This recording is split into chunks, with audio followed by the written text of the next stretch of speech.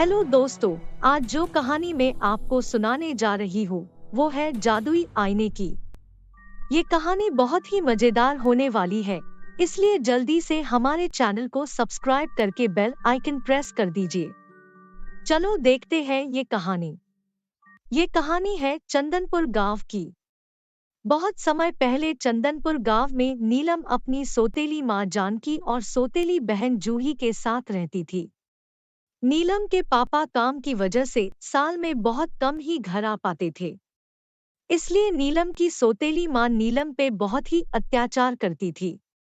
एक दिन जब नीलम स्कूल जा रही थी तो उसकी सौतेली माँ ने उसे रोक लिया। महारानी ओ महारानी, इतनी सुबह सुबह तैयार होके कहाँ जा रही है? माँ, मैं स्कूल जा रही हूँ। अच्छा, स्कूल जा रही है, फिर ये घर का काम कौन करेगा? चल, घर का काम कर आई, बड़ी स्कूल जाएगी। नीलम जल्दी जल्दी उस दिन घर का काम करती है, लेकिन उसकी सौतेली माँ जानकी उसके आगे पीछे लगी रहती है और हर बात पे टोकती रहती है। फिर अगले दिन जल्दी उठकर नीलम घर का सारा काम करती है, फिर टाइम पे स्कूल के लिए निकल जाती है।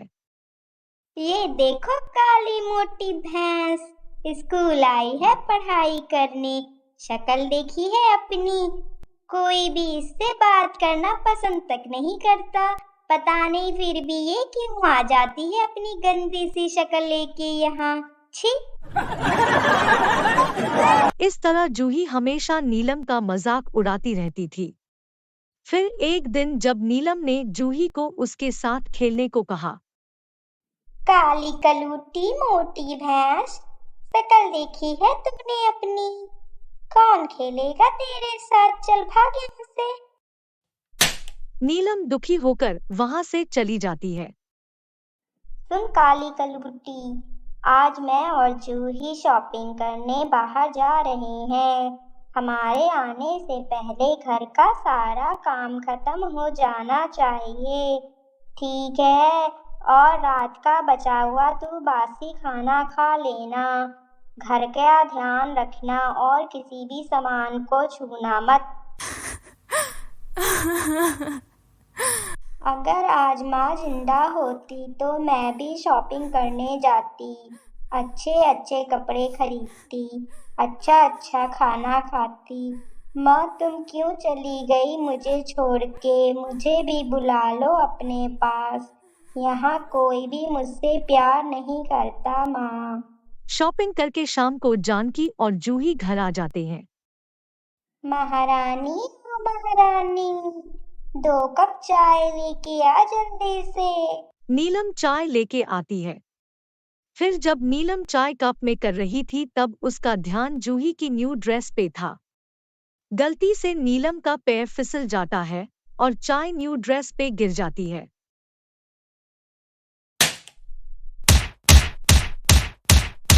जानकी नीलम की बहुत पिटाई करती है। इसी तरह जानकी और जूही नीलम को परेशान करते रहते थे। फिर एक दिन जूही की किसी फ्रेंड का बर्थडे होता है। नीलम भी उस बर्थडे में चली जाती है। वहां जूही नीलम का बहुत मजाक उड़ाती है और नीलम को वहां से बुरी तरह बेइज्जत करके भगा देती है। नीलम रोती हुई जंगल की तरफ जाने लगती है। नीलम नदी के सामने बैठकर रो ही रही थी तब उससे किसी के चीखने की आवाज आती है। वो देखती है कि एक खरगोश मदद के लिए पुकार रहा है। बचाओ बचाओ, कोई मेरी मदद करो, मैं डूब रहा हूँ। नीलम को खरगोश पे दया आ जाती है और उससे नदी से बाहर निकाल लेती है। फिर खरगोश कहता है कि नीलम, तुम बहुत अच्छी हो, तुमने मेरी मदद की। मैं भी तुम्हारी मदद करना चाहता हूँ। कुछ समय पहले एक परी आसमान में अपने जादुई आईने के साथ जा रही थी। तभी गलती से उसका जादुई आईना जमीन पे गिर जाता है। वो आईना मेरे पास आके गिरता है। परी ने मुझसे कहा था कि ये आईना किसी की मदद के लिए बना है और मैं ये आईना उससे दूं जो एक अच्छे दिल वाला है। आज ये जादुई आईना मैं तुम्हें देता हूँ। नीलम ये जादुई आईना अच्छे दिल वाले को उसके दिल की तरह खूबसूरत कर देता है और गंदे दिल वाले को उसके दिल की तरह बदसूरत। तुम इस आईने में एक बार देखो तो जरा। नीलम एक बहुत ही खूबसूरत लड़की में बदल जाती है। नीलम खरगोश का धन्यवाद करके जादुई आईना लेके वहां से अपने घर चली जाती है। नीलम, तू इतनी ज्यादा खूबसूरत कैसे हो गई? नीलम जूही को सारी बात बता देती है। जूही सोचती है अगर मैं भी उस आईने में खुद को देखूंगी तो मैं तो नीलम से भी ज्यादा खूबसूरत हो जाऊंगी। ये सोच के जूही मौका पाके नीलम का जादुई आईना चुरा लेती है। लेकिन आईने में जैसे ही जूही खुद को देखती है तो वो बहुत ही बदसूरत लड़की में बदल जाती है। ये क्या हो गया? ये क्या हो गया नीलम? ये क्या हो गया? इस कहानी से हमने सीखा कि हमें दिल से खूबसूरत होना चाहिए और किसी को नीचा नहीं समझना चाहिए।